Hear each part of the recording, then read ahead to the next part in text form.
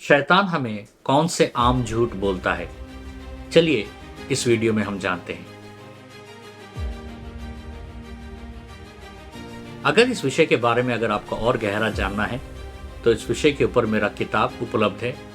नीचे डिस्क्रिप्शन में उसका लिंक दिया गया है, वहां से आप उस किताब का लाभ उठा सकते हैं। शैतान हमेशा झूठ का सहारा लेता है और आज के युग में बहुतों को भड़काने के लिए उसका ये सबसे बड़ा और प्रबल हथियार है। सबसे बड़ा झूठ क्या है शैतान का? कि वो बताता है कि अगर तुम उसका सेवा करोगे तो वो तुम्हें धनवान और कामयाब बनाएगा, और ये धारणा कईयों को परमेश्वर से अलग कर देता है। वो ये भी बताता है कि अगर तुम परमेश्वर का सेवा करोगे, परमेश्वर में चलोगे, तो तुम गरीब रहोगे, क्योंकि परमेश्वर तुम्हें बहुत सारे तकलीफ और कष्ट देंगे। ये और एक झूठ है जिस झूठ का सहारा लेकर वो बहुतों को परमेश्वर के राह से भटका रहा है। लेकिन जब हम मत्ती का 6:19 से लेकर 20 में पढ़ते हैं तो प्रभु यीशु मसीह कहते हैं कि अपने धन को इस संसार में इकट्ठा मत कर, जहाँ पर कीड़े तबाह कर देते हैं और चोर चोरी करते हैं। अपना धन स्वर्ग में तुम्हें इकट्ठा करना है। सच्चा आनंद धन से नहीं आता है, सच्चा आनंद आता है परमेश्वर के साथ हमारा रिश्ता। और गलत मत समझिएगा, परमेश्वर हमें कामयाब जरूर करता है, परमेश्वर हमें धनवान जरूर बनाता है, लेकिन अपने तरीके से और अपने समय में।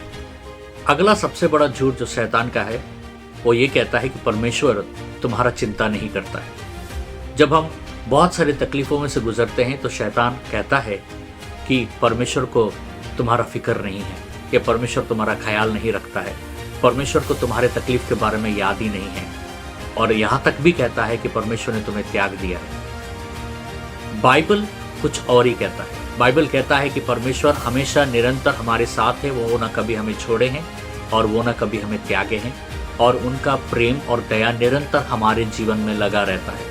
जब हम पहला पत्रस 5:7 में पढ़ते हैं तो उसमें लिखा है, अपनी सारी चिंताएं परमेश्वर के ऊपर लाद दो, क्योंकि वो तुम्हारा चिंता करता है। हमारा परमेश्वर हमारे चिंताओं को समझते ही नहीं, बल्कि हमारे बारे में चिंता भी करते हैं, और हमारे बोझ को उठाने के लिए वो हमेशा तैयार है। इस सच को हमें हमेशा मानकर चलना है। अगला झूठ शैतान का यह है कि वो कहेगा कि तुम्हें तो परमेश्वर का जरूरत ही नहीं है, तुम अकेला ही बहुत कुछ कर सकते हो, तुम अकेला ही बहुत प्रबल हो, तुम अकेला ही बहुत मजबूत हो, तुम्हें परमेश्वर का क्या जरूरत है। और यही नहीं, वो यहाँ तक भी कहेगा कि अगर तुम परमेश्वर के साथ जुड़ोगे तो तुम कमजोर हो जाओगे, क्योंकि प्रतिदिन तुम्हें उस पर निर्भर होना पड़ेगा। इसे कहते हैं इंडिपेंडेंस थियोलॉजी। इसका अर्थ है कि किसी को परमेश्वर का जरूरत नहीं है, वो अकेला ही सब कुछ कर सकेगा।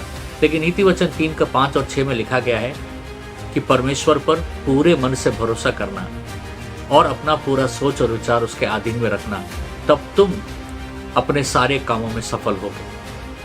परमेश्वर पर निर्भर होने से कोई कमजोर नहीं होता है, वरन उसका उल्टा होता है, वो मजबूत हो जाता है, क्योंकि स्वयं परमेश्वर उसके साथ रहते हैं। और बाइबल में दूसरे इतिहास में एक बात लिखा है, परमेश्वर कहते हैं कि युद्ध तेरा नहीं, ये युद्ध मेरा है।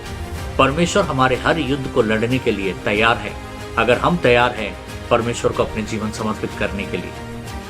शैतान का सबसे बड़ा झूठ जो आज के युग में वो इस्तेमाल कर रहा है, आज के युग में ही नहीं, कई वर्षों से इस झूठ का इस्तेमाल करते आ रहा है, और वो ये कहता है कि तुम्हारा कोई अहमियत नहीं है परमेश्वर की दृष्टि में। इसको कहते हैं आइडेंटिटी क्राइसिस।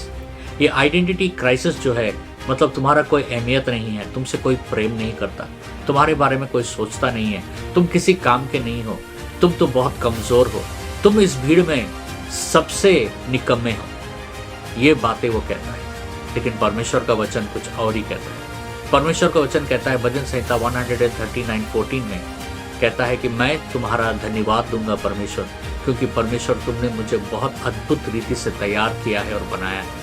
नए नियम के एफिशियन के 2:10 में जब हम पढ़ते हैं, उसमें लिखा रहता है कि हम प्रभु यीशु मसीह में परमेश्वर के हाथ का सबसे अनमोल सृष्टि है। परमेश्वर की दृष्टि से हमें अपने आप को देखना है, हमें अपने नजर से अपने आप को नहीं देखना है, शैतान क्या कहता है उससे नहीं देखना है, और संसार क्या कहता है हमारे बारे में उस नजर से नहीं देखना है। हमें देखना है हमेशा कि परमेश्वर क्या कहता है हमारे बारे में। अगर आप परमेश्वर के नजर से अपने आप को देखोगे तो सबसे आप अनमोल सृष्टि हो परमेश्वर का। शैतान के झूठ के ऊपर विजय पाने के लिए हमें कुछ करना पड़ेगा। सबसे पहले हमें परमेश्वर के वचन को पढ़ना पड़ेगा और उस पर ध्यान करना पड़ेगा। भजन संहिता 119 का 11 में लिखा है, मैं तेरे वचन को अपने हृदय के अंदर छुपा के रखा हूं ताकि मैं पाप ना कर सकूं। दूसरा सबसे बड़ा बात है कि हमें यह जानना है कि हमें हमेशा परमेश्वर हमारे बारे में क्या सोचता है ये सोचना है। और अगला सबसे जरूरी चीज है कि परमेश्वर से हमें ज्ञान और बुद्धि मांगना है, क्योंकि ज्ञान और बुद्धि बहुत ही जरूरी है शैतान के उस झूठ को पकड़ने के लिए और शैतान के उस झूठ को समझने के लिए। जब हम अपने मन को परमेश्वर के प्रेम और वचन से भरेंगे तो शैतान का कोई भी झूठ हम पर कभी हावी नहीं हो पाएगा।